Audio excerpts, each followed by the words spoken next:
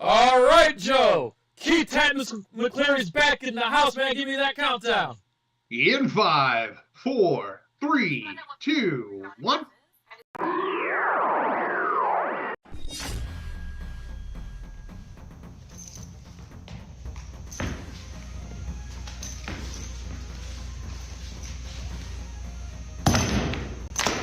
Get over here!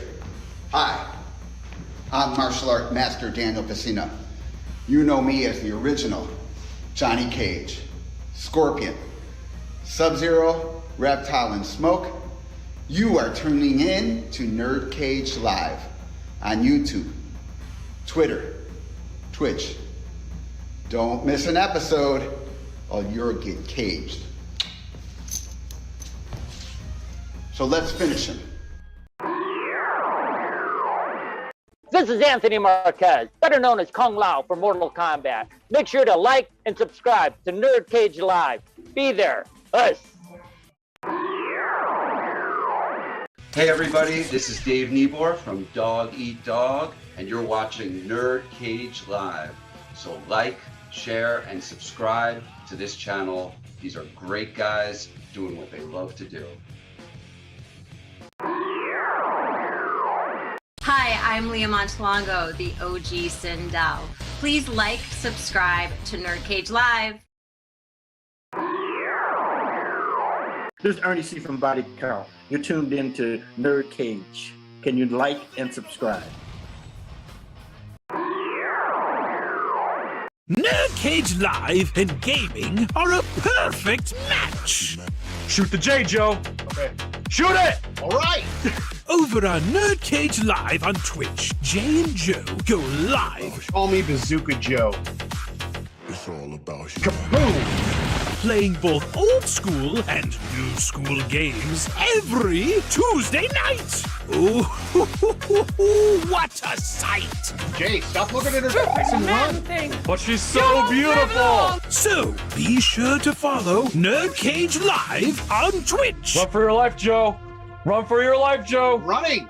Run faster. Oh no, Joe. The galaxy's doomed because of you. To scratch your gaming itch. Oh, nice kick, Joe. Thank you. Yo, that's diabolical. Wait.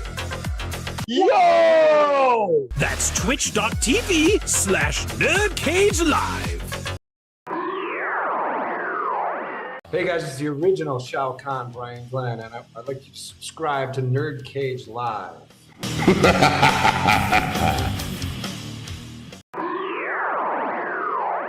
Hey, what's up, everyone? This is Doc Coyle, the man from Bad Wolves and God Forbid. I want to let you know right now, please subscribe to NerdCage Live.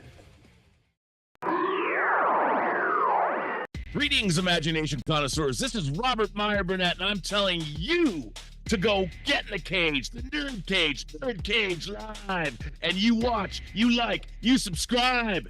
And you come back and you hear some cogent discourse about all things nerdy. NerdCage Live, do it.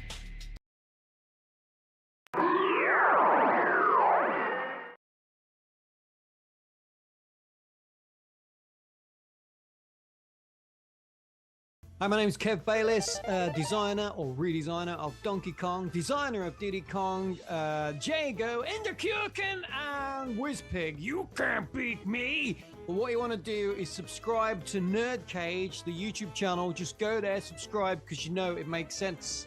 And that's that. Hi, Heather the Eatheart here. Make sure you like, subscribe, follow NerdCage Live.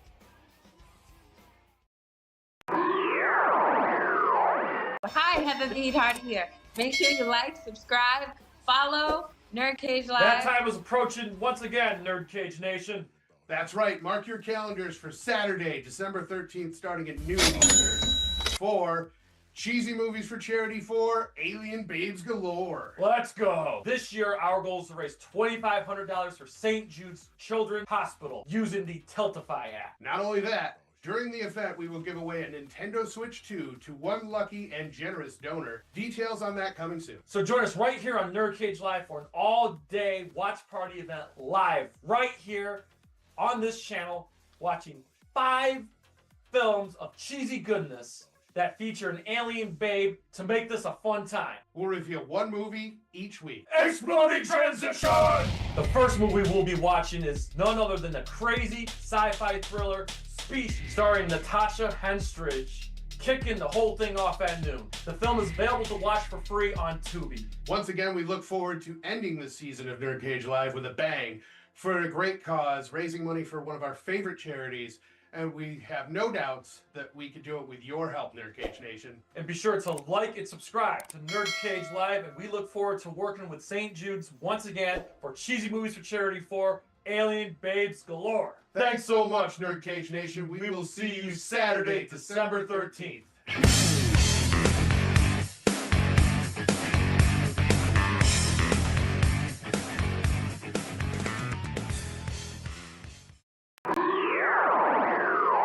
It has begun! If what you say is true, the Shaolin And the NerdCage could be dangerous.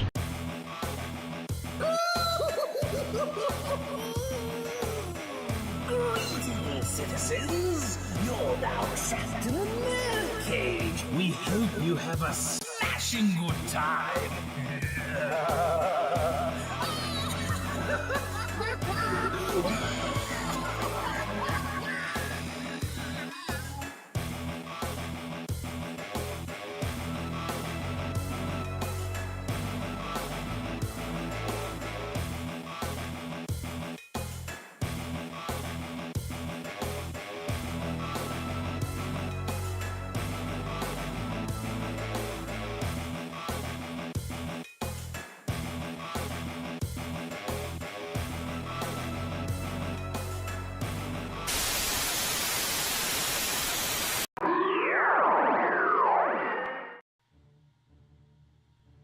You're now about to witness the strength of Geek Knowledge Alone. Welcome, that's right. Once again, you are trapped in NerdCage Live. This channel is a celebration of all things pop culture. So if you are new to the channel, or if you are coming from the TATTNESS podcast, please hit that like button and subscribe. I'm your co-host, Jay St. G, certified geek, 7 days a week, coming to you live from yours free, the land of the orange of Syracuse, New York. And always among us is our moderator and troll hammer, Joe of FallenOne Gaming. Sorry, gotta fix this. Please introduce our special guest today. Yes, tonight we have the one, the only Keith TATTNESS McCleary back on the show. How you doing, sir? Man, I'm exhausted. I feel it. Well, we appreciate you being here nonetheless. I know you're very, very busy, man. I know you got a stacked plate. I know you got, and I'm sure you got plenty of stuff to promote, man. But again, thank you for being here. Thanks so much for asking me to be here yet again. I love it every time, and I never turn it down. I never say no, because it's such an honor to, be a part of how much you guys have grown, and it's always a blast. So I appreciate you. Awesome. And Joe, before we go any further, who do we got in the chat? Let's say hello. In the chat tonight we have Artara11, and I'm sure there's a ton of lurkers and our regulars are on the way. Yes, don't be shy. We appreciate y'all being here. So real quick, Joe, just go over a few things here. So if you haven't already, check out last week's live stream, and the podcast is available. Yes, last week's live stream with the Young Guns podcast. And the one before that. With Fist Vicious and RJ Sports Talk. And of course, Joe, this Saturday on twitch.tv/NerdCage Live at 4 o'clock. Yes, more Dead Space remake. And now that we are finished with Grabbed by the Ghoulies, Joe, this Tuesday we're going to start up a new game, and we have something to announce later. Yes, we're going to begin the playthrough of the Chris scenario of Resident Evil 1 remake. Excellent. And as if you're just here when the stream started, let's see here.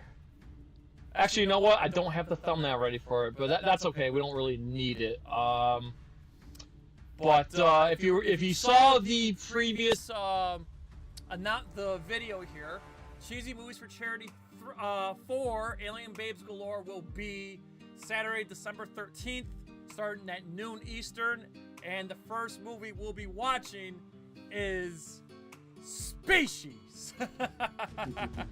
So Joe, I gotta ask you, have you ever seen the movie Species before? That one that one escapes me. I haven't seen it. I remember it being talked about back when it was a thing, but I never got a chance to watch it, so this will be brand new.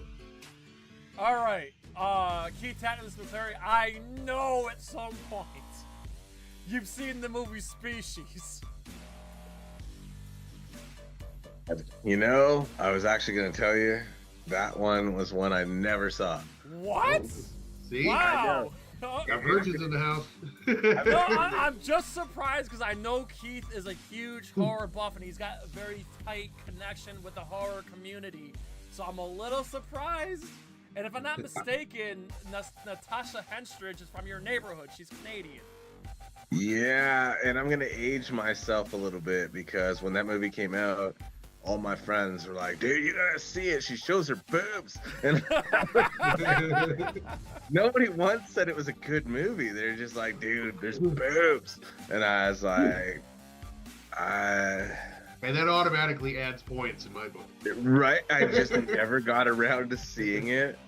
And then over the years, I was just like, I don't think I've ever heard anyone say it was good. I I will tell you right now, it's not good. But every time I've watched it like, I think maybe 3 times in my lifetime.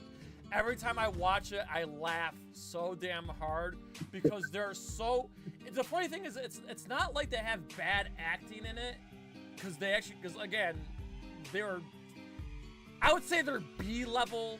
B-level, C-level acting in it, which for that type of movie is, good, for a major theatrical release, for the level of acting that they have, the acting wasn't the problem. It was more so like bad dialogue choices and odd story points and of course it's kind of not a super erotic movie, but it's definitely an erotic alien film. Right. So that always it's just good. It's good for a good laugh. And I was like, ever since we started Cheesy Movies for Charity, it was like on like the top of my list. And now that we're having a common theme this year, like without a doubt, we have to kick it off with goddamn Species. So there you go. I'm generally excited to watch the movie again. I'm more excited to watch it with whoever joins us, and I'm also excited that we're going to raise money in the meantime. So leading off Cheesy Movies for Charity will be the movie Species. We will announce all the other movies week by week. So next week we'll have another reveal. So let's see here. So hold on, I'm actually gonna full screen this here. I just gotta be careful not click the wrong. I gotta be careful not click the wrong one because I don't want to reveal all of our films here. No leaks, Jay. Yeah.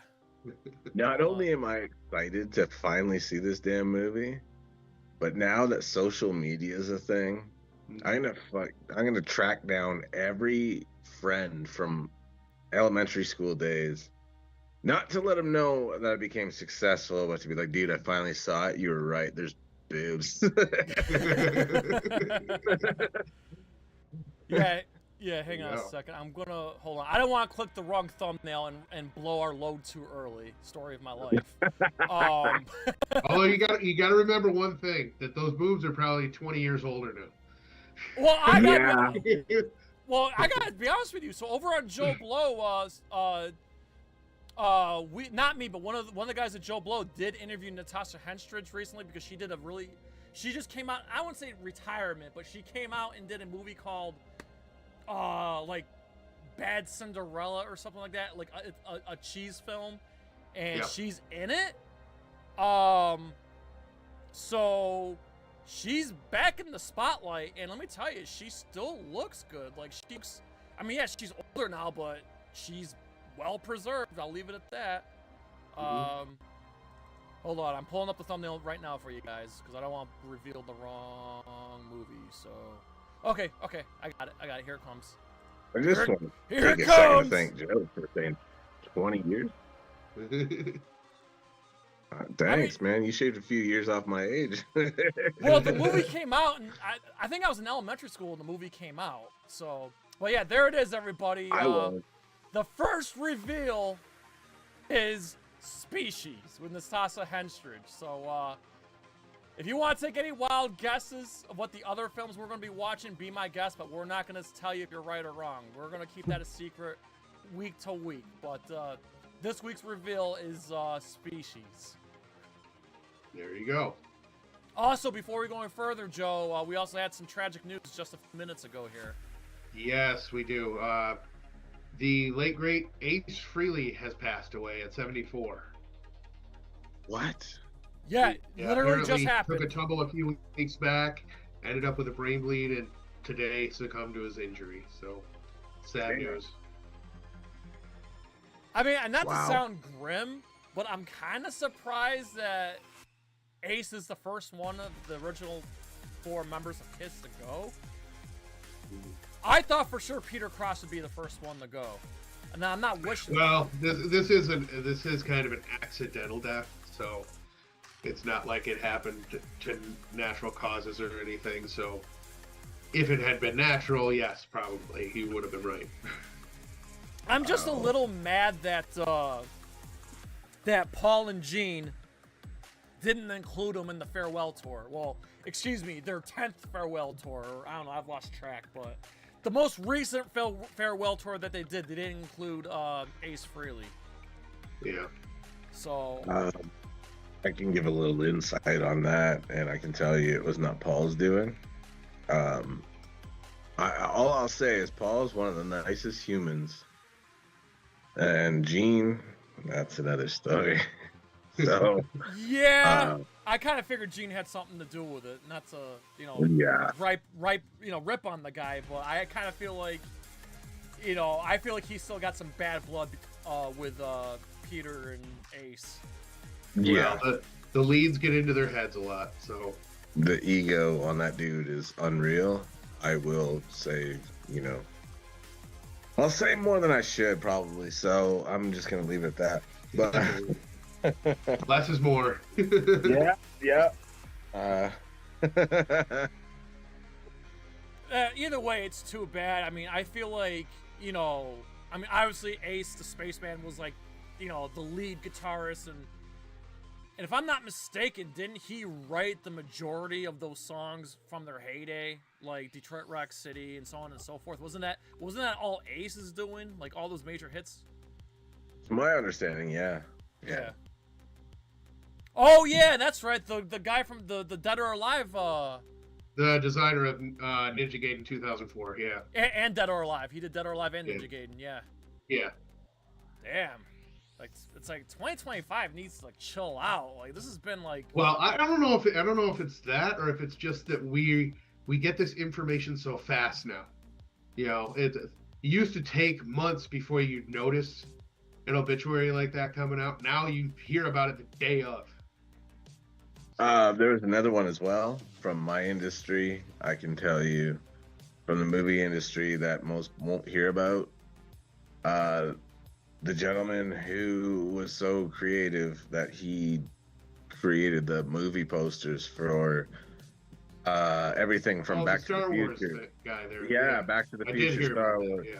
Yeah, E.T. He's also done Alice Cooper's artwork for his cover art for his records and whatnot. Like, he's gone. That one sucked because when you look at his list of work he's done, every one of those movie posters, you're like, holy hell. Well, not only that, but the way he designed those movie posters was a formula for look at all the Marvel stuff. It borrows from that. So that's right. It pushed that movement. Yeah, man, it makes you think, right? That, you kind of forget what goes on, myself included. I forget doing movies and whatnot. Like, you're in front of the camera and you're doing your thing, but it's like there's so many working, parts and pieces that kind of get so much done that make you successful. It's not just you. And everything down to the guy that does the movie posters, man, that makes your film successful. Name And I is, think Drew Struzan. yeah, and I think people lose He was sight. 78. Yeah. I mean, what a loss. Like, Yeah. Apparently he was battling Alzheimer's, so. Oh. Bad. That's tragic. Definitely. Yep. Well, yeah, definitely rest in peace. I mean, wow, it's just, like I said, this has been a crazy year. Like, you know, Val Kilmer, George Foreman, Hulk Hogan, Ozzy Osbourne. It seems like it just gets more and more each year as it goes. I mean, I get it. We're at that age where, like, all the stuff we grew up listening to or watching or whatever, we're at that age now where, like, yeah, they're, you know, the legends go, and it's just like, wow. It's like, it feels, but it's just things. It feels like it's all happening at once now. It's like, like, god damn. It's like end of an era. It's crazy. But so TATTNESS, I gotta ask you, because it's been a while, and I know you have so many projects in the works here. So tell NerdCage Nation what you got, what you have going on your plate. Oh my God. Okay, this is gonna surprise you, because it surprised me. So anyone that's familiar with my work, they know I am who I am. I say some things. So this is the last field anybody would expect me to get my hands into, but here we are. I got a children's book coming up. Oh, nice. Weird, right? That weirded me out. Well, no, there's a lot of you know, a lot of like major like artists, you know, eventually get into children's books. Hell, Vinny Stigma of Agnostic Front just put out a children's book. So I never thought the guitarist of Agnostic Front, New York Hardcore, would be doing a children's book, but here we are. So tell us about it. What inspired you to do it. So the wife, it was her idea from the start. She was like, hey man, you know, I don't exploit your career or your connections, and you know, you just do a lot of stuff. And I just thought, I had this idea, and I was like, let's hear it, because I wanted to know if it was the same idea I had. And it was. And she was like, I just thought, you know, a kid's book about our daughter, and you know, make her a character, just the way, I don't know why, for the life of me, she's best friends with this damn cat we have. This cat is the devil itself in most cases, but yet loving. So it's like, I don't get it. But it's like, they were best friends from day one. The cat is the reason we found out she was pregnant. The cat was a kitten at the time. She wasn't feeling too well. She laid down. The cat curled up right next to her stomach and purred and tried to comfort her. And she was like, that's really weird. And the cat's female. So she was like, I didn't tell you anything. I just decided to go get a pregnancy test. And guess what? So I was like, that's weird. So we kind of played with the idea. She's like, what if we did this kid's book of, you know, like a bunch of stories about how they're best friends and they just do a bunch of things together and whatever. And I was like, you know what? That's actually pretty solid, because everybody knows by now I've succeeded at everything I've wanted to, and it's not about money. It's not about anything. It's about what you leave behind for your kids when you're gone. And, you know, I thought, my daughter is now 13 months old, and she's obsessed with books apparently all of a sudden. She brings you a book, she wants you to read it to her, and I was like, you know what would be really cool is the next book you're obsessed with, you're the character in it. And then you kind of grow up to a point where you're like, hold on, wait a minute, that's me. Like, the book I've loved all this time, that I'm in it, I'm the character, and I just thought that was pretty rad.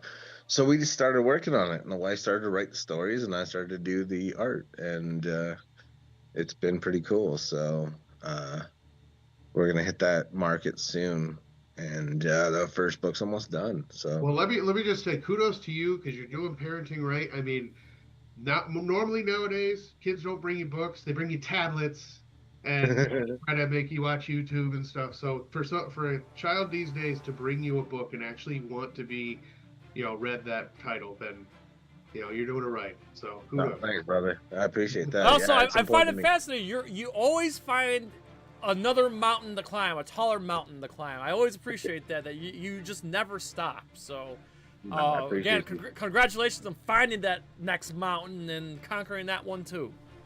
No, thank you, brother. Just one question I have about it is like how does the process of writing a book differ from the rest of the creative processes and the other fields that you have, video related or otherwise? Because I know writing can be kind of tough. You got to kind of find the imagery yourself.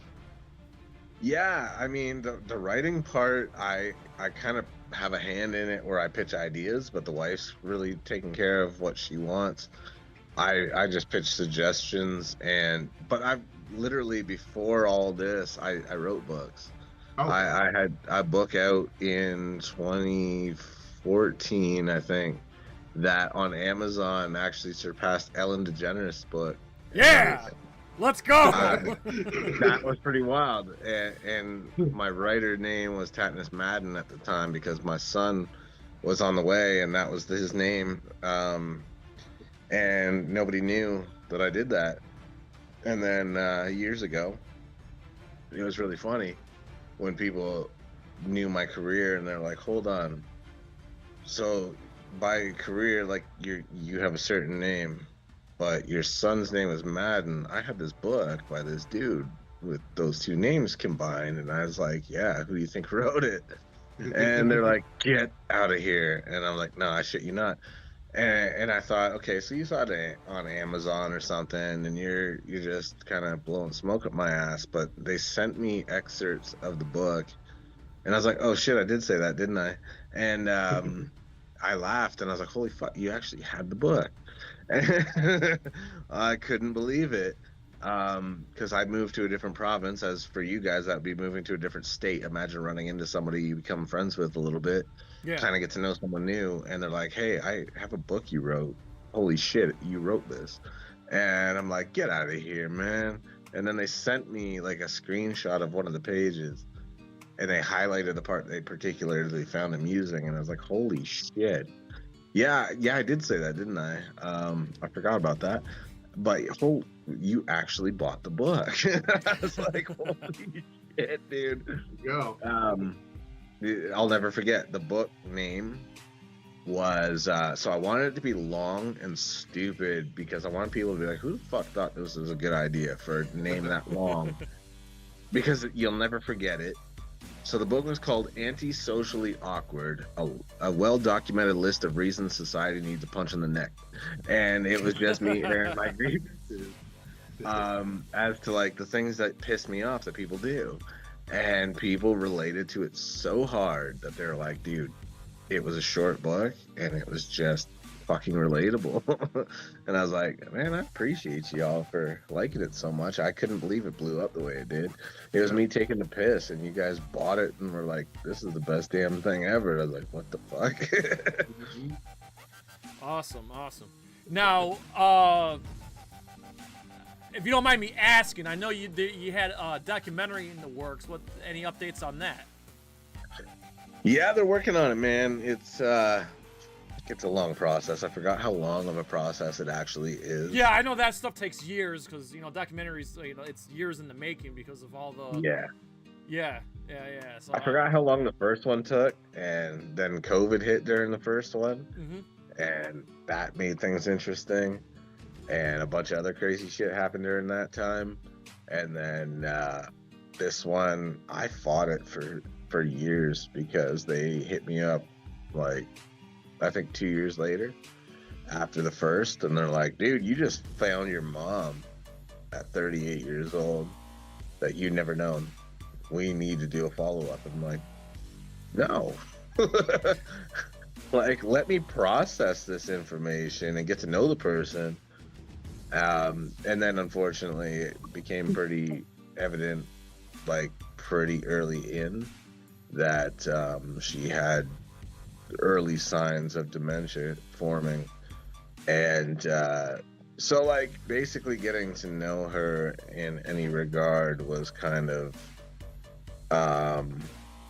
like, obviously not to take away from it because it was important, Yeah. but a lot of the information that you get from it was like, how much can I really take to heart or feel like I have that closure? Because, you know, her mind is just not what it once was. She doesn't remember a lot of stuff. So I was really against it at first.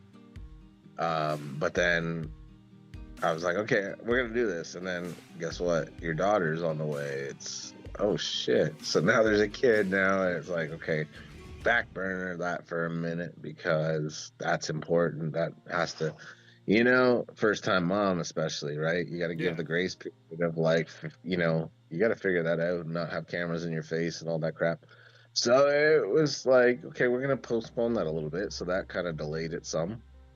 But I'm so grateful for everybody that contributed to that, and anyone that still wants to, I guess now, because we delayed it, there's still time. So that's cool. We can get more people involved. And so we switched gears a little bit on that, on the premise of it, because they wanted it once again to be about my career and whatnot. And I was like, nah, you know, I want this to be more of a love letter to my family. I want this to be more about why I do what I do, and it's more for them. It's more what I left behind. Like, I want them to know, like, in spite of all the crazy shit and me not being around much and whatever, like, I love y'all so much. Like, you're the reason. I want the people I worked with, such as yourselves, to know, like, that was the highlight of my career.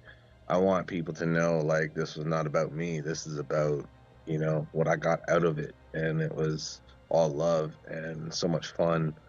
And when I'm gone, I just want people to know, like, y'all meant so much to me that that's what made it worth doing. So all the not being home much and whatever, I don't want it to be blowing smoke on my own ass and my career and all that shit. People know that. They can Google search my career if they want to know what I've done. I want it to be more like for the people that are still here when I'm gone, that they know where I stood and how much I cared for them. And I think that's just so much more important, you know? Excellent. Commendable, yeah. And then because I know you, like I said, I know you got so many projects, you know, that you're juggling. I know you had TATTNESS Radio, TATTNESS TV, and of course your podcast. Is that stuff like on hold right now, or are you gonna dab back into it, or what's going on with your other outlets there? Dang, hitting the hard-hitting questions, eh? I'm not trying to go hard. Just, you know. I love it. I love it. Okay. No, it's so good. I address this in other media too, and whatever. So it's like, so odd turn of events with the radio show, my biggest platform that I was in an agreement with. They decided to not notify me in any way, shape, or form, but they went tits up and they shut down, and I lost so much of my past shows. Damn.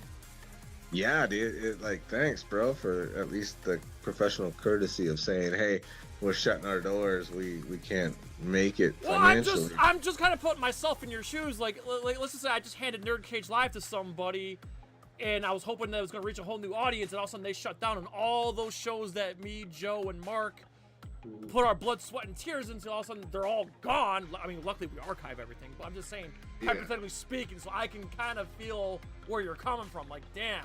And plus, I've worked in media for so long. I've worked in radio, you know, out in Syracuse and Ithaca, New York, and now I'm, you know, dabbling into the YouTube side of things. So I understand the work that goes into media, and I know when these corporate conglomerates and these media companies, sometimes they promise you everything and not knowing, I mean, anything can happen on a flip of a switch, you know? So I get it. So I can feel your frustration. And I think it just sucks that they didn't give you any time to, you know, back everything up, and so that you can at least, you know, transfer it to another medium. Well, that's exactly, yeah, getting like no notification, like out of nowhere. I can't imagine how much that must have fucking felt. especially from day one. Like I worked with them from the old show way back when, and day one. And what that means is the majority of the stuff that they sent out to Spotify and all those things, it got pulled by default. And I was like, oh, so my shit's just not even available no more to most people unless they've downloaded it already. All right, cool. And then with the TV show, there was the whole issue with the co-host, and I've had that question asked so many times in media that I've addressed that I'll address it again because I have no problem with that. Yeah. Not everyone knows the story there. And I want to clear up, like, no, there's no bad blood there. Tom, I love. That's my brother first and foremost. Business does not come before that. And so, you know, essentially what was happening was I had hit him up a week in advance, and I said, I want to do this show that is like a tribute to my past son who died in 2018. His birthday is coming up. I want this to be a tribute show to him, and it's going to be really hard for me to do, but I feel like I owe it to him, and we need to do this. And he was like, cool, say when. I'll let you know my availability for that show, whatever. Cool, no problem. Day comes, didn't hear a fucking word from him. And I had commented publicly about how that show was going to be very difficult for me to do. He never reached out and said, hey, we're doing this, I guess. Let's go. Nothing. And then I just canceled the whole fucking thing because I got the impression, and I'm out of line for this, and I'll be the first to admit. Yeah. It's just the way I took it was like, well, I'm out with my family doing my thing. I can't do the show, and I don't feel the need to tell you that because, well, at the end of the day, your son's dead, mine's not. So fuck you kind of deal. It's not what he ever said. It's not what he meant. It's not any of that shit. I just took it so personal because obviously, you know, your deceased child is a fucking sensitive issue. Yeah. And I just didn't feel like I could recover professionally from that to work with someone like that again. But at the same time, on a professional level, the dude, I can't take away from his talent and just the chemistry we had. I tried to find a replacement for him, and it just wasn't happening because, like, that's a lot of shoe to fill. Yeah. Dude, fucking unmatched in that regard, and I'll never take that from him. I love him to death. That's my brother, and it always will be. And, you know, I did a radio show where they asked, you know, what's up with all that, and I was like, so they did this one word, you know, name association kind of thing. They mentioned his name. One word to describe him. I said, brother. Like, they're like, oh, really? And I said, yeah, man, in spite of all that happened, that's always going to be my brother. And I wish him the best, and I'll never take away from, you know. And there were times, I'm not going to lie, I got a couple drinks in me, and I thought about the show, and I thought, fuck, you know, this occasion's coming up. What if we did another show, and I reached out to him and said, hey, how do you feel about coming back to work? Let's do it, even if it's one time. You know, sometimes that itch kind of needs scratching, and but I kept my mouth shut, and I was like, it's not the time. But, you know, the show was popular, it was successful. It's an unfortunate thing that happened, and you know, so and with all this other shit going on, so then I ended up being asked to be a part of a documentary about movies based around the video game Splatterhouse. And somebody found out, like, you were working on one with, like, Mick Strawn from Nightmare on Elm Street 3 and 4, Nick Benson from Nightmare on Elm Street 4, and The Blob, and Society, and all this other crazy shit. Amongst other people, like, holy shit, you were gonna do this movie, and then you couldn't get the rights because they were struggling with the rights. And then everybody on that person's YouTube channel was commenting on my shit, saying, hey man, it sucks, like, we never got to see that movie. And I was like, between the documentary and y'all fucking, because that dude in the documentary said, I feel that would be the definitive movie. That would be the official fucking movie, because we've seen all the fan films and all that crap. You were about to dump like a couple $1 million of your own money into this and get the biggest names in the industry to do it, I think it would have been the fucking movie. And I was like, shit, let's renegotiate. We may not have the blessing of the company that doesn't want anything to do with the game anymore and the rights to it.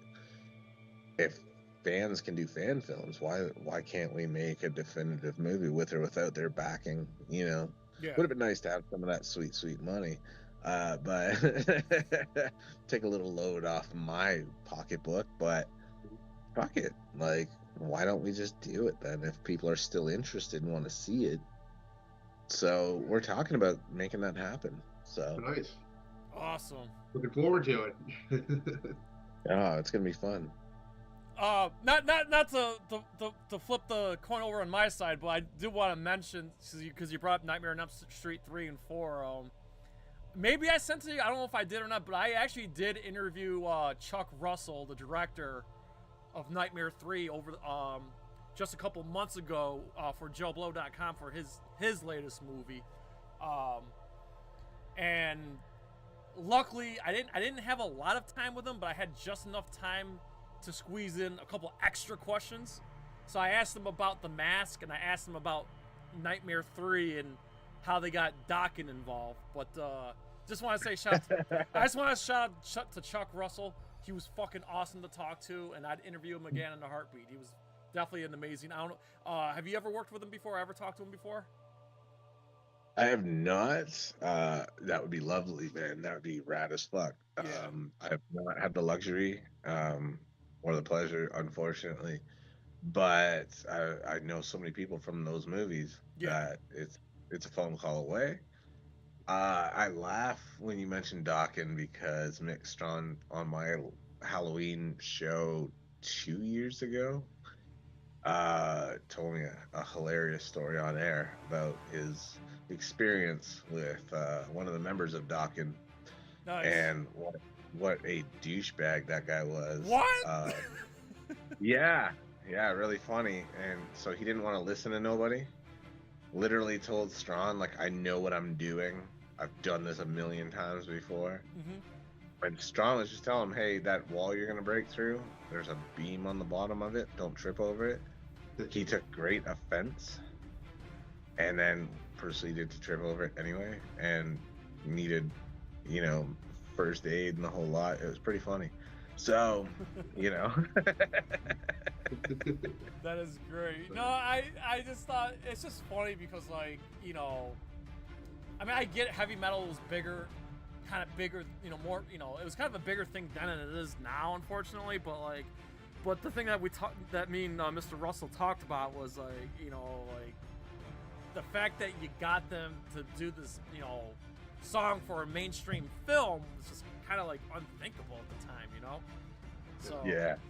I mean, I'm not gonna take anything away from Dokken. I think they're legends for that. But after hearing your story, I can't say that I'm surprised, but it's kind of funny.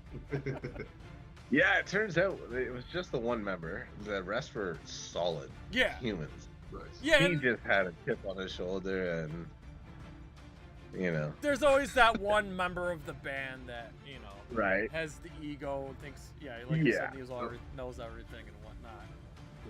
And you touched on documentaries here for a second, and I just saw one that just came out, and if you haven't seen it yet, it will make you laugh, it will make you cry, and it's about the late great John Candy. It's called I Like Me.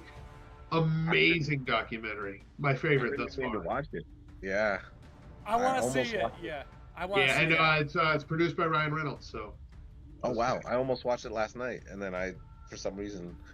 Yeah, get your tissues ready because you will cry. Yeah, I know, and I know Macaulay Culkin's in it too because he was really close to him. Macaulay Culkin, Bill Murray, who you interviewed, he's in it. Dan Aykroyd, John. I think John Hughes is in it. They pulled a lot of past interviews, and they did some on the spot here too. So the last documentary that I watched, and I think it's still on Max. The last documentary I watched was the Pee Wee Herman, Paul Rubens documentary. That's and you got the Jim Varney one coming up too. I know. I didn't even know that was a thing until this morning. So it came on my Facebook feed, so I shared it with the group. I cannot wait for the Jim Varney documentary. they said it's done, it's in post-production, so hopefully we get some kind of distribution out here, whether it goes to streaming or wherever if we're lucky enough to get some kind of theatrical release. But I'm excited for it. I mean, that's our childhood right there. So I just, now that you mentioned that, y'all, can we leave Pee Wee Herman the fuck alone? Like, let's be real. I grew up with that dude's TV show. I heard what happened. Yep. And people never let it go. And at the end of the day, the context over the decades just kind of diminishes. And it's like, bro, let's be real. Okay, it happened in a fucking porn theater. Yeah. Dude wasn't there for the story. Like, He was there people for the talk plot. about it. Right, like people talk about it like he was there yanking it to Air Bud or some shit. And it was like, bro, like that would be fucked up. Let's I mean, okay, here's how I look at it. First and foremost, if you watch the documentary, and this is kind of one of the hardest things, he actually addressed that literally like the day before he died, and they actually aired the recording of him speak. They didn't show him because he was sick, because obviously he died of cancer or whatever, right? Yeah. But you could hear it in his voice that he was dying, and he said, well, before I leave this earth, let me address something real quick. I am not a pedophile. I'm not this, I'm not that. I know you guys know about what happened. He was just trying to say one last thing before he fucking went out the door about, that incident and whatever. I mean, I never made a big deal about it, but I got a funny story. For both of you guys, actually. Joe will find it funny because Joe knows my family, so he'll find it funny. So I can remember being at my grandmother's house. This is decades ago. I was like 6 maybe. So this was not long after the thing happened, right? So I'm watching Pee Wee Herman at my grandma's house, Pee Wee's Playhouse at my grandma's house. My grandma walks in, and this is her exact quote. She turns over to my mother and like yells at my mom. She says, "How could you let Jason watch that pervert?" And she's like singing in such an angry tone, and I heard my mom say, "Oh, he doesn't know." I gets myself driving the backseat. People react like he was yanking it to Mrs. Doubtfire. I know. And in the middle of a feature film or something. We're driving home, and I'm like, "Mommy, what did Pee Wee do?" Right? Like, So it's not like it was Lady and the Tramp, for fuck's sake. So what about the rest of the people in the theater? So my mom's exact words. So this blew my mind because I was 6. I didn't know the context of what she was saying. So I'm 6 years old, okay? So my mom just said, she's driving, she's just catching. So I'm like, "Mommy, what did Pee Wee do?" And she's like, "Oh, he just went to a movie theater where they play bad movies and he was playing with his penis." And like, I'm 6 years old, so I'm confused. Yeah, that's a wonderful way to say it. I'm thinking to myself, why would Pee Wee play with his penis? Like, I don't understand. Because I didn't know what, sex and masturbation was. Like, I'm like, why would he do that? Like, I don't understand why. Not to mention, she said bad movies, so hence cheesy movies for It's just so funny. I look back at it and like, I guess again, I was 6. This was the 90s. Things were a little different back then. So then like the next day, I see my best friend in school, and I'm like, Jimmy, you know what Pee Wee Herman did? like just the way she said it though. Yeah, she was in the middle of a bad movie. Like he's in the middle of watching Mortal Kombat Annihilation. It's like, this movie sucks. I might as well whip it out. Yeah, what was I supposed to think? This movie sucks, but Sub-Zero is looking particularly good today. I don't know. So yeah, this I mean, what else was she supposed to say? What she gonna explain to a 6-year-old what porn is? Like, what else was she? Right, what else was she supposed to say? Loyally for the birds and the bees, there, Jay. But anyway, like looking back at it, just the way my grandmother reacted when she walked in the room. I mean, it's funny now because I remember it like it was yesterday. Yeah. God rest her soul. But she was like angry. She's like, "How could you let him watch?" But anyway, to go back to what you were saying, Keith, like, yeah, he did what he did. So what? Right? So, Like, you're not there for the storyline. Yeah. And hey, kudos to your mom, man. At least she handled it like a champ and told you the straight facts. And she wasn't like, oh, he was just buttering other people's popcorn, honey. You know, like parents lie to people that they don't know how to broach subjects. Yeah. At least she was up front and was like, you know, yeah, not. I mean, bad movie could be taken all sorts of ways, and he was watching Street Fighter and decided to just whip.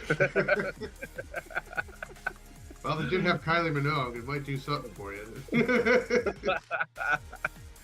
Well, it sure as hell wasn't Van Damme that did it for him, I hope. That cringe acting, but fuck me. That's a funny ass story, but I always thought it was funny that people react like he was tugging it to Air Bud. And it's like, come on, man. I mean, context is key.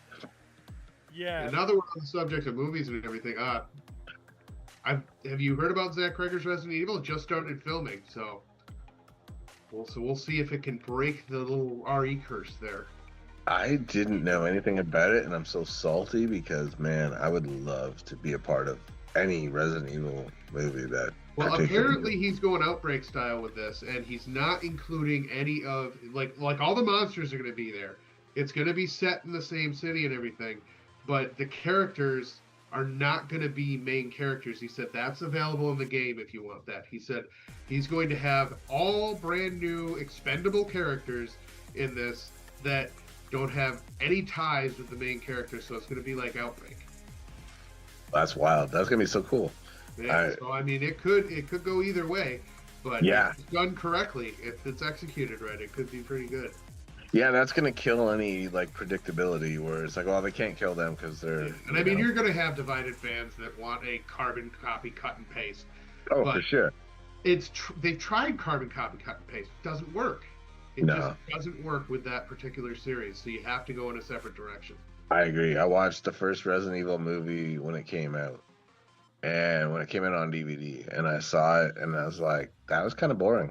Like, I expected a hell of a lot more. I think 1 and 2 are passable. After that, it just overexerts itself. Yeah, 2 was great in comparison to 1. Like, 1 laid the groundwork. It was slow because it was building the story. I get that now. When I saw it, I thought it was boring as fuck because I was expecting a lot more zombies. Yeah, we had high expectations back then. Yeah. And then 2, I saw in the theater, and it was actually shot where I was born, a lot of it. And yeah, you could right see in Toronto. city. I think it's Toronto. Yep. So you could see downtown Toronto, City Hall, and I was like, holy fuck, that's... Now, the funny thing was, when my friend and I went to see that shit, we saw The Late Show, and we came out of the theater, and there was not a fucking soul out on the street, not a car, nobody. And we kind of cracked up. We're like, the timing is funny. You come out from a zombie apocalypse fucking movie, and there's not even so much as a car drive by. Yeah. It's so eerily quiet for a city that it was like, what happened while we were in there? Yeah. And the timing, considering what you saw, was like, what if? That to this day is the only movie that I've watched the DVD commentary all the way through. Really? Yeah, and so I know behind the scenes stuff because I watched the whole commentary, and they did that in like the brunt of winter, so it was cold as fuck out there. They had to deal with some really odd atmospheric conditions. Let's say that. I mean, I still like those movies though, personally. I think they got carried away. They got carried away, but I still liked them. Yeah. And Zach Cregger, Keith, have you seen Weapons yet? Loved it, actually. Yeah.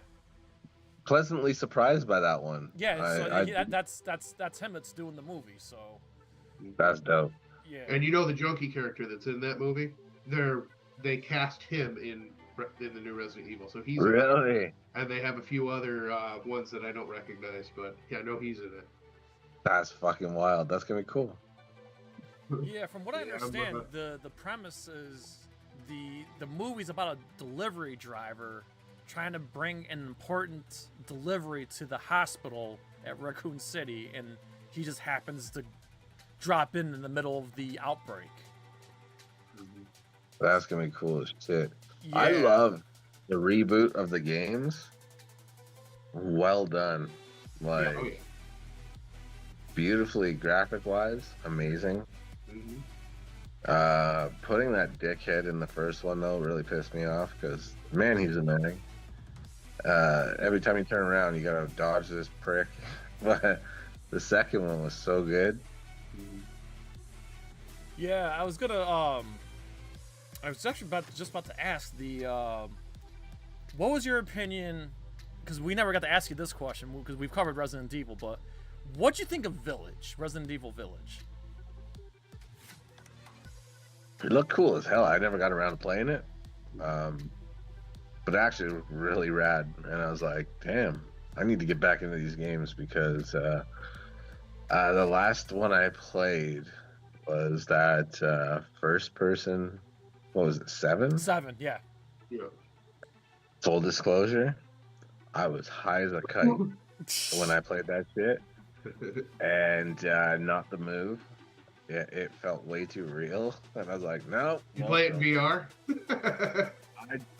Fuck, you would think I did, because that I could understand, but I felt like it was.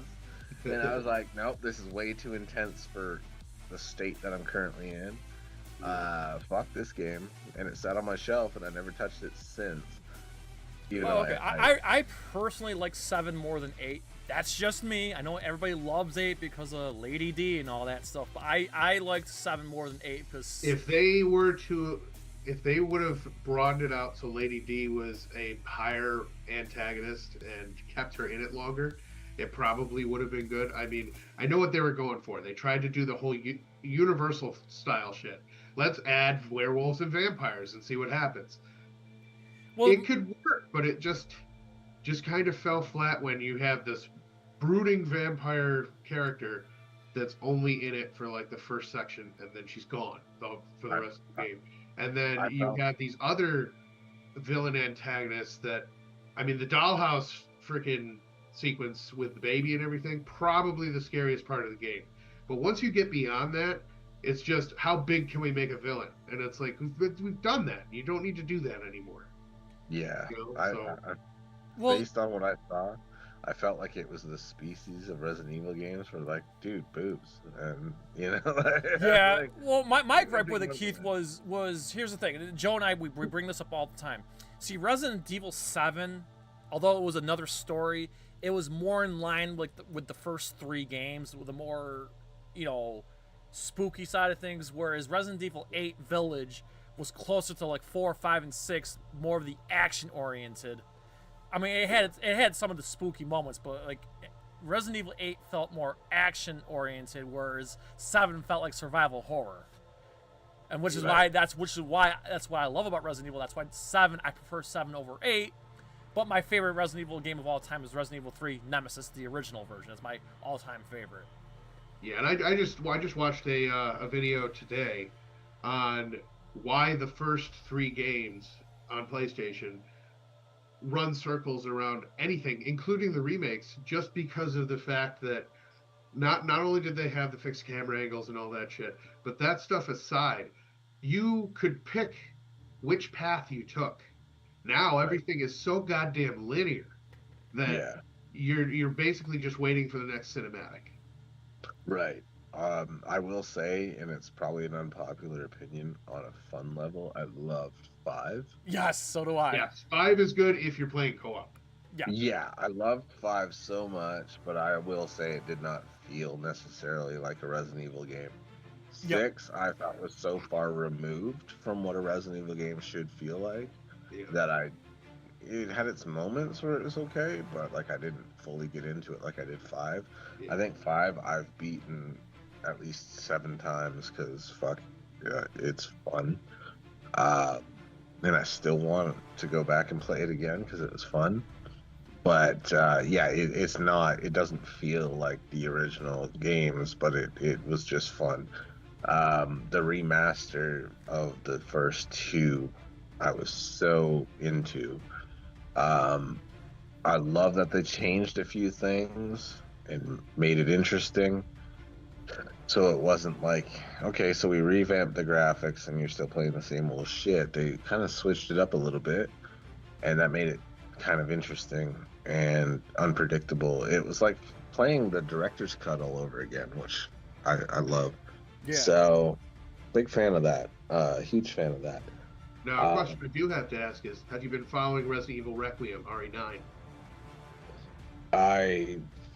I'm so far removed from it all. I really. Well, there's really not a whole lot. There's not a whole lot of information out on it. But go ahead, Joe. Yeah, but there is the fact that you're playing as Grace Ashcroft. She's an FBI analyst, so she's not used to the field.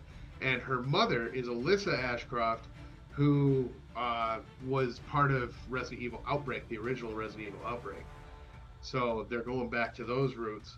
And rumor mill has it that you're going to have Leon have his send-off in this, and you're going to kind of switch back and forth between Grace and Leon's story, and you go back to the RPD all blown up. Yeah, they go back to Raccoon City all nuked.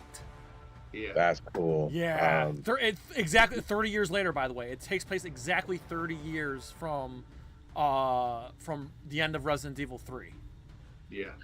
Have either one of you played the, what was it, Operation Raccoon City? Yes. Yep.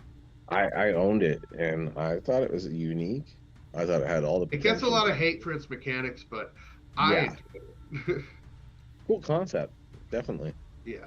It was definitely a neat take on Resident Evil 2. I liked it. I didn't love it, but I think I beat it. I think I beat it in like 2 days. I think I ran through it quick. Yeah. I feel like the comparison I tend to make was, I feel like amongst other people, it was maybe the Final Fantasy Tactics of Resident Evil. Pretty much.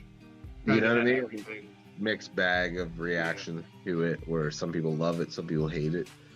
I understand both sides. I kind of found it fun, especially at first. Then it kind of got repetitious and a little bit like, okay, also doesn't feel necessarily like a Resident Evil game, but it certainly was cool that you could play both sides. Yeah, it's one of these remembrance games. Here, remember this? That right. You know? Yeah. All right, Joe, should we tell him? Let's tell him. Let's tell him. We're talking Resident Evil, so let's tell him. So go ahead. So Joe, we have a special announcement. 2 weeks from tonight. I got the thumbnail ready, so go ahead, Joe. Tell him. Yes, on October 30th at 9 p.m. Eastern, we will have Joe White, the voice of Chris Redfield from the Resident Evil 1 remake, on the show. That's dope. Yes, we are absolutely. I'm excited because not only that he voiced Chris Redfield in one of the best Resident Evil games ever made, he's a legitimate fan of he didn't just voice him and just call it a day. He's a fan of the franchise. He's a fan of the character. He plays the games. He speedrun the games.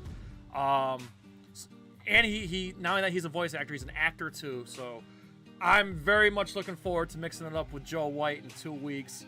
And I just have to say, shout out to TabMock99 for getting me in touch with him. Yes. Thank you, TabMook99. But yeah, I'm very much looking forward to mixing it up with him because I have so many questions about Resident Evil 1 Remake. Because that's like a top 3 Resident Evil game for me. And if you think about it at the time when it came out on GameCube back in 2002, I think it was, like that was like groundbreaking graphics at the time. And that was like the most advanced graphics we had ever seen in a video game at the time. And it came out of the GameCube of all things. So I can't wait. I'm definitely looking forward to talking about, And RE1 continues to be a force to be reckoned with. I mean, you have the remake they did you have the original, you got the director's cut, you got the remake they made on GameCube, then you have the remaster they ported to Xbox and PlayStation, and now there's rumors that they want to reboot it again. So, yeah. I don't think it needs it. I think it still holds up. It either. It still holds up. If it's gonna happen, it's gonna happen. And I guess if I can't have any of my 2 cents aside, then it is what it is. I'll welcome it, I guess. Oh, and good night, Rachel. Thanks for coming in. I appreciate you being here. Yeah. She's signing off, so thanks for being here. Also, one more thing on Resident Evil. Keith, we're hearing rumors. Rumors are swirling around that we're actually getting a Code Veronica remake. What are your already in the works? Yeah, so how do you feel about Code Veronica and that one getting possibly remade? I love it. I welcome it. I think that they did such a great job on the first two remastered versions. And, you know, to your point, I think the fact that they're willing to do another remaster of those ones again, to your point, doesn't need it. But I feel like they're testing what the systems now are capable, especially Xbox being the most powerful system out there. I think they want to see what they could really do with it, and maybe that's why. And nostalgia-wise, people will buy it, so... All I can say about these remakes is please put them in the hands of the team that did the RE2 remake, not the RE3 remake, unless they've learned their lesson. Because there's rumors that it's not just going to be Code Veronica. They're gonna do side by side Code Veronica and Zero. So we'll see how this happens and how it works. Hopefully, if they do Zero, they fix the game mechanics. So put boxes in first of all. Take that drop item shit out of there, so you're not dropping pools of items in areas. And two, if you're gonna have co-op, let it be co-op to where you control the character and it has an AI, or you have two people controlling the characters, because that switch between sucked. Yeah, that was terrible. A great concept, but it had its faults. So, and then it sucks because I love the premise of the game and the story and everything that's in it. It just fails on mechanics. Yeah, I'm hoping. Keith, you mentioned earlier Resident Evil 5. I hope they do with Resident Evil 0 remake what they did with 5 and just do straight up co-op. Don't do a character switch. Just do co-op, split screen co-op. Yeah. I mean, GameCube everything had its faults, and I had the GameCube, so I can speak on that. The Die Hard game was really good, but everything else had its faults. Resident Evil 0 had that weird mechanism, you know, where it was like that mechanic where it was like, come on, man, fix that. I think when it came to GameCube, if it was a Nintendo property, it was done properly. Yeah. But when you started porting other games to it, it kind of it didn't mesh well somehow. Exactly. I had WrestleMania 18 for GameCube, and one of the things that I found the funniest that I would do on purpose because I'm an idiot and it amused me was I'd have a tables match, and I would set up the table on the outside of the ring. I'd run and dive over the top rope and put myself through the table and lose the match because I'm an idiot, and I thought that was so damn funny that I could literally beat myself. It was like GameCube allowed a lot of dumb shit, but at the end of the day, Animal Crossing, like, that's all you need to say, and that was good enough. Don't play that when you're fucking high neither for the first time. It blew my mind that, holy shit, the store closed at 9 p.m. Look at the clock, it's fucking 9 p.m. I'm like, get out of here. I had no idea what they meant by real time. Yeah, when they do those real time mechanics, they really throw you.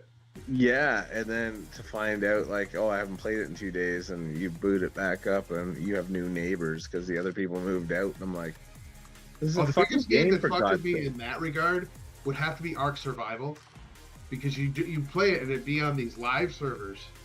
That first of all, the people that run these servers, some of them are real pricks.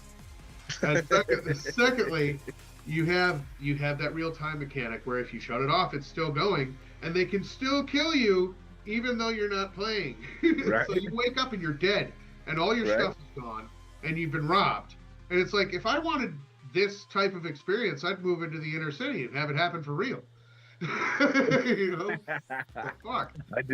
I did exactly that to my buddy. He came over and he started his own file on Animal Crossing, and he had his own house, and he got one of the NES systems that I really wanted, and he got a bunch of other cool shit for his house that I really wanted. So I I kind of booted up his game when he left, and I took all his shit and I dumped it outside, and I loaded up mine and I went and I picked it up, and he comes over and he goes to play and he's like, "What the fuck happened to my house?" I was like, "It looks like you've been robbed." And I was like, "Who in the neighborhood would do that to you?" And he looked at me and I was like, "I don't like your attitude, but..." He watched me go to my house and he's like, "That NES fucking looks pretty new. You only had 2 when I left. What's that third one?" I said, "None of your damn business." And he's like, "That carpet looks familiar too." And I'm like, "Coincidence." I have not, just so everyone knows, I have not been convicted by the court of law. So, innocent until proven guilty. There you go. I don't know how that shit ended up in my Animal Crossing house, but, you know, it found its way. If they can mail you a cake for your birthday, then fucking anything's possible, I guess. That is great. I gotta ask, did you? I know you're a busy man, but did you ever get the chance to play Metroid Dread yet? Not yet, but I'm still looking forward to it. Let me know when you. Let us know when you do. You know I will. Metroid Prime 4 comes out. Was it December 4th, Joe? Somewhere around there, yeah. Yeah. So we're looking forward to that. We're gonna be playing. We're playing Metroid Prime 4. She's got a motorcycle now. Yep, Samus has a motorcycle now. Yep. I owe it to you. I owe it to you to let you know when I finally get the chance. You'll be the first to know, because for those that don't know, I was on the show way back when. Yep. You did a show about the best Metroid games, and my old ass was on that sumbitch. So yeah, and when we did that video, it was right before Metroid Dread came out. So, Yeah, that's right. So yeah, I'm very excited to. And again, seems like we have this reoccurring theme that there's a Metroid game coming out every time we come out. Yeah, right. I'm noticing a pattern. I'm excited because now with all these new games coming out, we can go back and redo our top 10 list now. Now we have additional games coming out, so we can do updates now. Okay, so it's getting close here to 10:30 in the East Coast here. So Keith, before we go, I do have a question I've been aching to ask you, and it's this topic is Joe and I have talked about it on Twitch more than anything, but I definitely want to get your perspective on something here. Going back to horror movies. Okay. Obviously, we're living in an age now, Keith, where 100 years go by and various characters become public domain.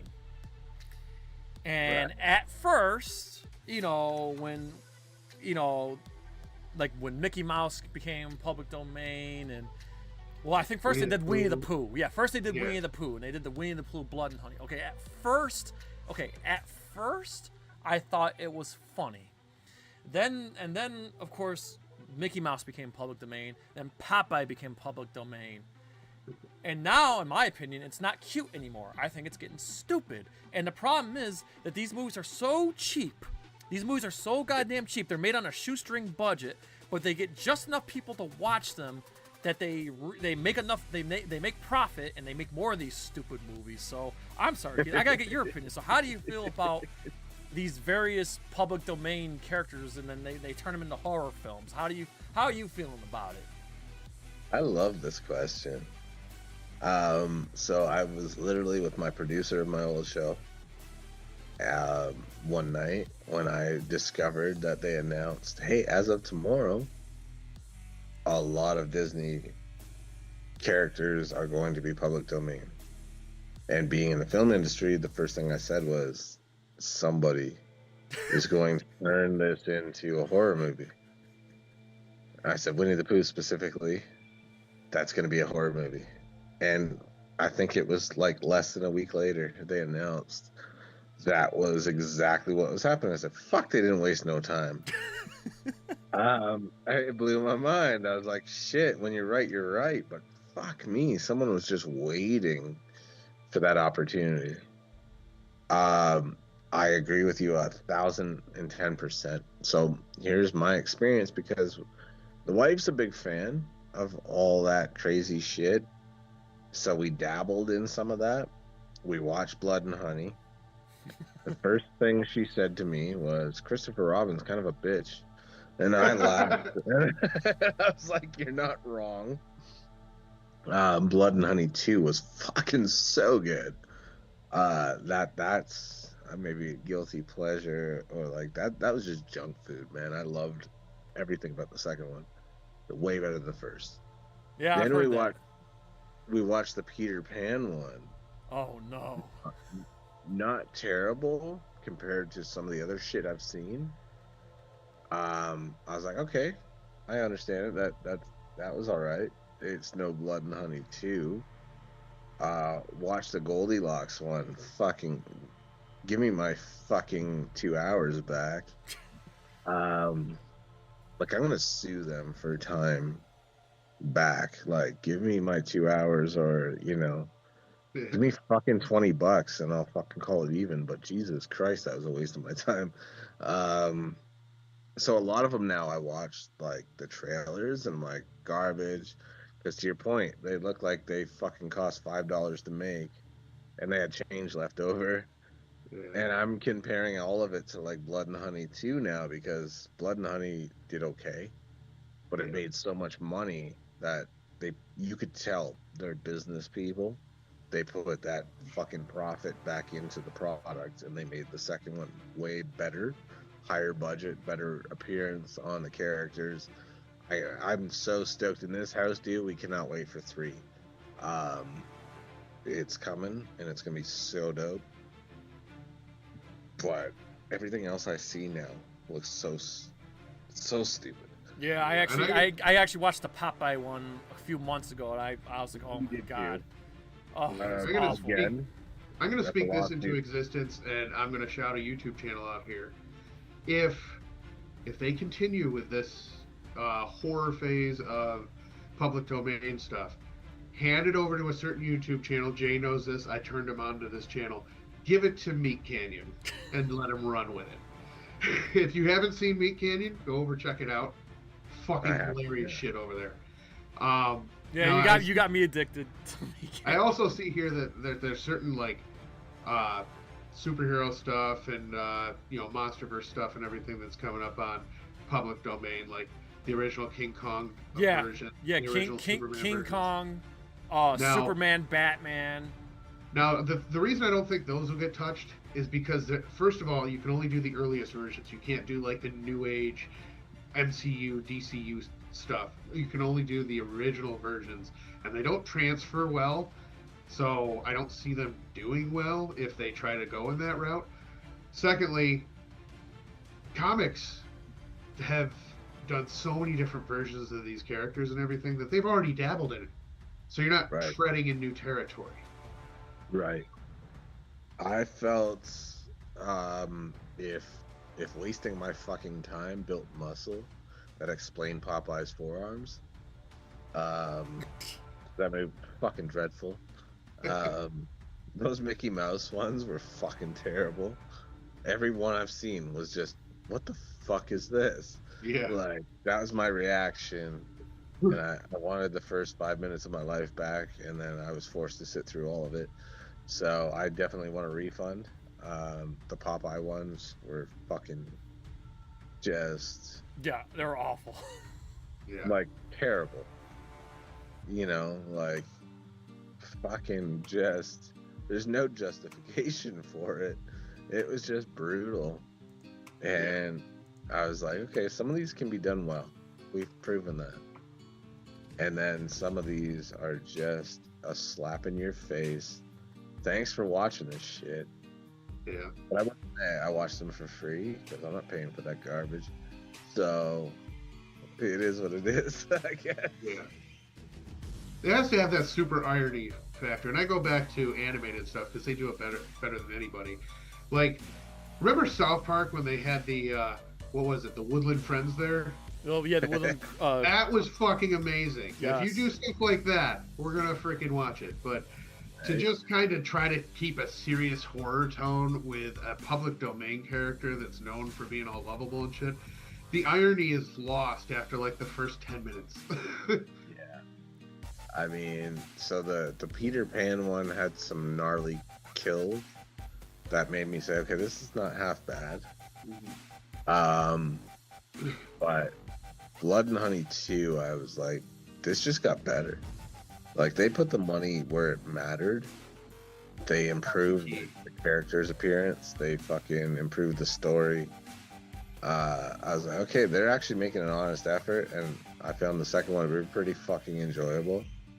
But I'm a weird motherfucker too, where most people know, they're like, you do horror movies, you do every type of movie, but like, you've done horror movies, you got killed in a fucking horror movie, and you don't like gore too much, you don't like excessive gore. And I'm like, nah, I'm not a fan. Spill my guts, sure, but like, to watch, you know, people get murdered and shit in a really graphic way is not for me. And then I went and I watched Terrifier 3 fucking twice because it was funny to me.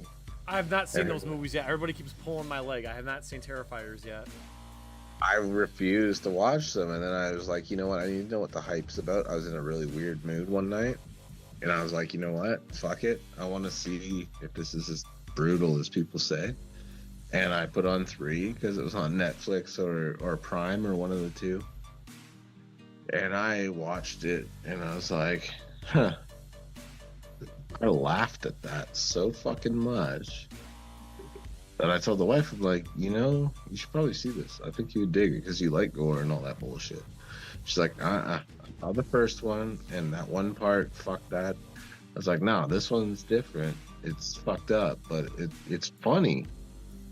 And she's like, well, coming from you don't like gore, and you watch that. How bad could it be? And I'm like, let's put it on. And I laughed through all of it yet again, and I think it was funnier the second time. And she was like, okay, in future, you don't get to say shit about, I don't like gore. You watched that shit and thought it was funny. You don't get to use that anymore. Like, I'm gonna get you to watch some fucked up shit, and you're gonna like it because. So that's my relationship. I'll check them out. So like I said, everybody keeps pulling my leg about those movies, so I haven't got around to it yet, but now I will. Well, I had to watch the third one too because Chris Jericho's a friend of mine, and he's in it, and I was like, okay, I have to kind of, you know, fucking do my due and say, like, you know, I watched your work, you know. It was a professional courtesy kind of deal. When he told me, he's like, it's not for you. You don't like that kind of gore and shit, don't watch it. It's not for you. And I'm like, nah, now I'm going to, because you told me not to. Yeah, and I think the third one's the Christmas one, right? Yeah, it was fucking hilarious, to be honest. All right, I'll check it out. We just mentioned animation. I got one more question before we go, because this is another one I've been dying to ask you. Because last time we had you on, besides cheesy movies for charity, the last time we had you on was when we did the Terminator 40th anniversary. So I have not seen it yet, but did you get the chance to watch Terminator 0, the anime? I didn't even know that was a thing. Oh, it's on Netflix. I haven't seen it yet. Joe, have you seen it? No, that one escaped me too. Oh, okay. Well, on Netflix, they have an anime called Terminator 0, and apparently everybody who's seen it, this is from the Terminator people, everybody who's seen it has said this is the best thing that Terminator has done since Terminator. And I know we heard it before, but everyone says this is the best thing since T2. That's what everybody said.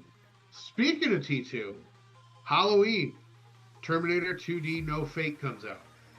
Yes, I need to get that. Yep. And so if you haven't seen that, check that out, because that's pretty cool too. And I know I sent it to you, Keith, but I just recently interviewed Robert Patrick too, so that was quite the thrill for me, because you know T2 is one of my all-time favorite films, so awesome. You know, I only got him for 6 minutes, but I was so happy to talk to him. 6 minutes well spent. Yeah. We spent 3 minutes talking about Filter and 9 Inch Nails, and then we spent 3 minutes talking about the Tulsa King. So, because that's what he was promoting, but he did mention one Terminator tidbit, and I put it in the video, is that he wanted to put Head Like a Hole from 9 Inch Nails in Terminator 2, but Arnold Schwarzenegger wanted Guns N' Roses. I thought that was a funny little tidbit. So That is cool. yeah. So So shout out to Robert Patrick. I hope someday we can get him on NerdCage because I could have talked to him for hours, man. He was just such a joy to talk to, and he was so chill. He's a good dude. He's a good dude. Absolutely loved him. As you know, obviously, no surprise to anyone, one of my absolute favorite movies of all time. So yeah, it's rad to be able to talk to him and just be like, fucking full circle, dude. Yeah, I'm still pinching myself. As of right now, I have nothing in the docket as far as the Joe Blow side of things, but you know, I peaked this year when I got to interview Stallone, so I will take that to my grave. All right, Joe, any other things we want to bring up before we call it a night here? It's getting a little bit late. I think we're good. We're gonna leave them wanting more. Yeah, sounds good to me. All right, so once again, TATTNESS, thanks so much for coming and hang out with us. So I'm gonna give you the floor. So if anything you want to promote, any projects you got coming up, and of course, if you have a message for NerdCage Nation, let the world know. Oh man, I ain't got nothing to promote besides what we've already discussed. So shit, man, just keep checking out what these guys do because always a pleasure to be here, be asked to be back. It's such an honor, and I'm a fan of what they do, hence why I got involved with them in the first place.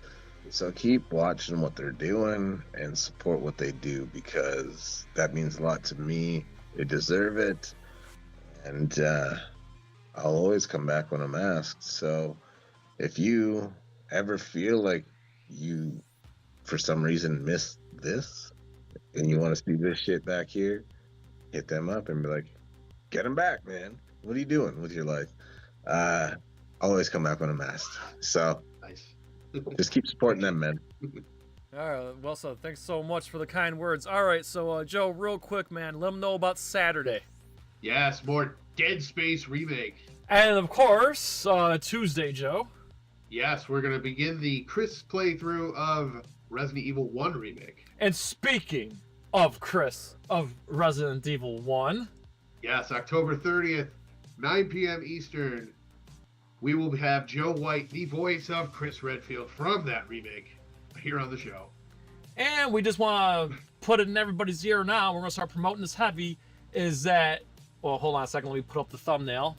Technical difficulties here. But mark your calendars for Saturday, December 13th. Starting at noon, and we already revealed our first movie, but this year is Cheesy Movies for Charity for Alien Babes Galore, meaning all 5 movies that we are watching involve some kind of strange, weird, maybe hot alien babe. So I was thinking to myself, like, we got to do something different this year for Cheesy Movies for Charity, and I'm like, you know what? So what I said, Cheesy Movies to Charity for Alien Babes Galore, that rhymes. So that's what we're going with. And we just revealed our first movie, which is Species, with Natasha Henstridge. Very, very excited to watch that on stream with you guys. And Joe, this year, our goal is to raise $2,500 for St. Jude's Children's Hospital, and we'll be giving away a Nintendo Switch 2 that night. So yes, please, the Mario Kart bundle, to be exact. Yes. And we'll give out details on how to win the Switch when we do the charity. But for now, just know that Cheesy Movies for Charity is on the way. December 13th, Saturday at noon. Mark your calendars. It'll be an all-day and all-night thing. We raised $2,200 last year. So our goal this year will be $2,500. I'm feeling, Joe, I'm feeling good. I'm feeling good. I think we can do it. So I know we can do it. I know we can do it. I'm feeling good. So yeah, let's do it. Let's raise money for a good cause, for St. Jude's, our favorite charity. And you know, let's just watch these fun, terrible films in the process. I mean, this is the one thing, my favorite thing to do every year for NerdCage, and I want to keep it going. NerdCage tradition every year, as long as we're raising money. Who's cutting their hair this year? Well, I have no hair to cut. Yeah. So. Oh, you know what? Mine's going away on its own, so don't look over here. But actually, now that you mentioned it, Keith, I'll say now. If we hit our goal this year, here's what I'll do. We hit our goal of $2,500. The next day, I will play The Legend of Zelda: A Link to the Past, start to finish, one sitting, no deaths, no saves, one sitting, starting at 8 in the morning, and hopefully I can finish it before midnight. That's what I'll do. All right, Jay. You had to let the cat out of the bag. So I guess I'll have to sweeten the pot myself. So if we reach our goal, I don't know if you've seen this game yet, but you remember the game Getting Over It? The guy in the pot and a hammer, and he has to make it all the way to the top, and it's a pain in the friggin' ass. They made a new game called Baby Steps. If we reach our goal, I'm going to have a Rage in the Cage playthrough with a death counter, or with a fall counter, should I say, of Baby Steps. So there you have it, people. We're gonna play some games after we hit our goal. Yeah. I think it'll be a lot of fun too. And like I said, you could win a Switch too. So, I should probably mention U.S. and Canada only. I know NerdCage Live is worldwide, but I cannot afford to ship out a Nintendo Switch to Australia or Europe or Africa. I'm sorry, that shit's expensive, but I can ship it across the United States and Canada, no problem with it. Anything outside North America, yeah, sorry. So but if you still want to donate, you Europeans and Africans and your Asians and all that, yes, by all means, you can donate. But you can't enter to win the Switch 2. I'm sorry, it's just too expensive to ship worldwide. I learned my lesson once. So quick story, Keith. We gave away like a little mini stat. Actually, I actually have it right here. We gave away a Mortal Kombat Q-Fig. This big, right?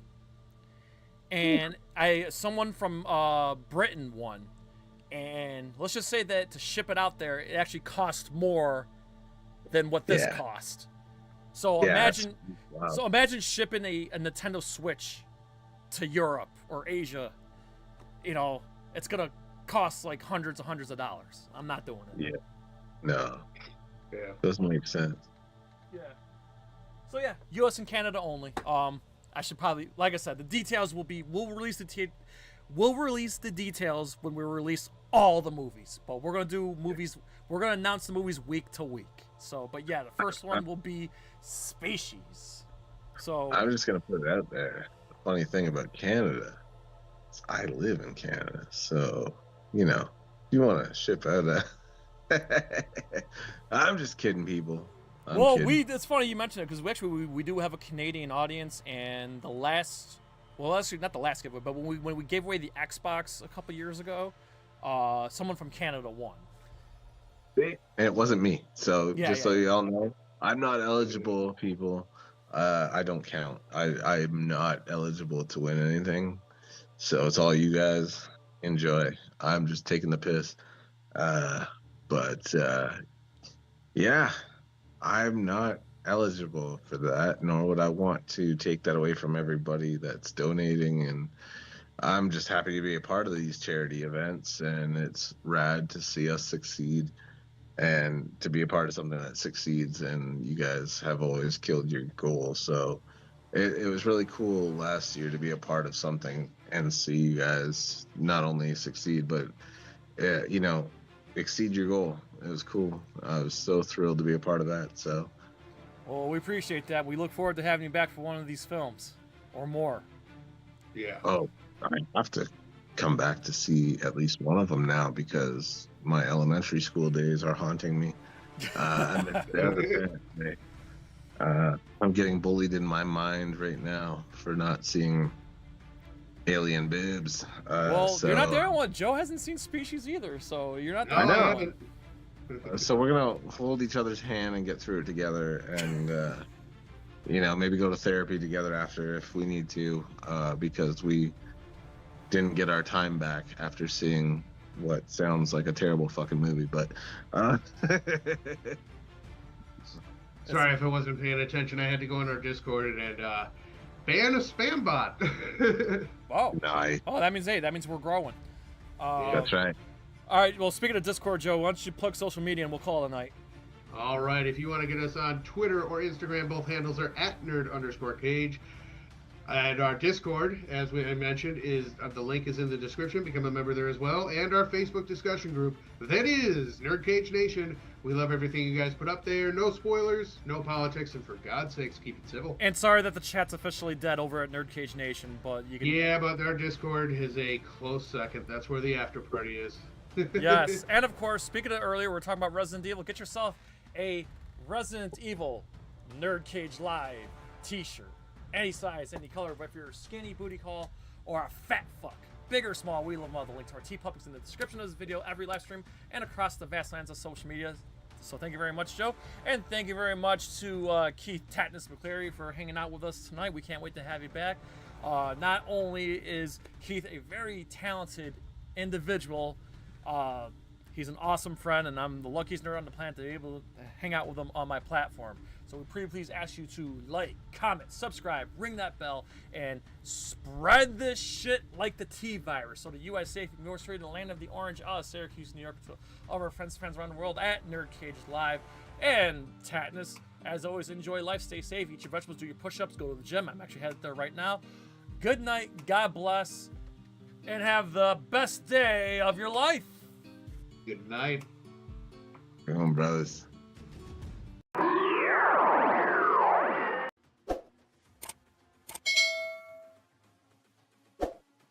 That time is approaching once again, NerdCage Nation. That's right. Mark your calendars for Saturday, December 13th, starting at noon Eastern, for Cheesy Movies for Charity for Alien Babes Galore. Let's go. This year, our goal is to raise $2,500 for St. Jude's Children's Hospital using the Tiltify app. Not only that, during the event, we will give away a Nintendo Switch 2 to one lucky and generous donor. Details on that coming soon. So join us right here on NerdCage Live for an all-day watch party event live right here on this channel, watching 5 films of cheesy goodness that feature an alien babe to make this a fun time. We'll reveal one movie each week. Exploding transition! The first movie we'll be watching is none other than the crazy sci-fi thriller Species, starring Natasha Henstridge, kicking the whole thing off at noon. The film is available to watch for free on Tubi. Once again, we look forward to ending this season of NerdCage Live with a bang for a great cause, raising money for one of our favorite charities. And we have no doubts that we could do it with your help, NerdCage Nation. And be sure to like and subscribe to NerdCage Live, and we look forward to working with St. Jude's once again for Cheesy Movies for Charity for Alien Babes Galore. Thanks so much, NerdCage Nation. We will see you Saturday, December 13th.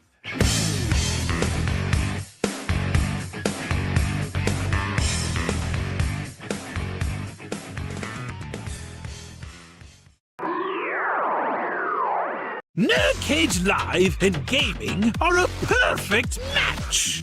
Shoot the J, Joe. Okay. Shoot it! All right. Over on NerdCage Live on Twitch, Jay and Joe go live. Call me Bazooka Joe. It's all about you. Kaboom! Playing both old school and new school games every Tuesday night. Ooh, what a sight! Jay, stop looking at her face and run. But she's so beautiful! So be sure to follow NerdCage Live on Twitch. Run for your life, Joe. Run for your life, Joe. Running. Run faster. Oh no, Joe. The galaxy's doomed because of you. To scratch your gaming itch. Oh, nice kick, Joe. Thank you. Yo, that's diabolical.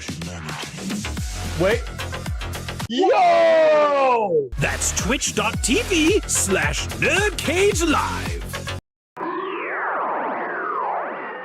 Ooh, trying to get out of the nerd cage, are ya? Well, before you go, hit that subscribe button. And if you're really intrigued, ring that bell. Thank you for dropping by. Until next time, tell everyone you know about NerdCage Live!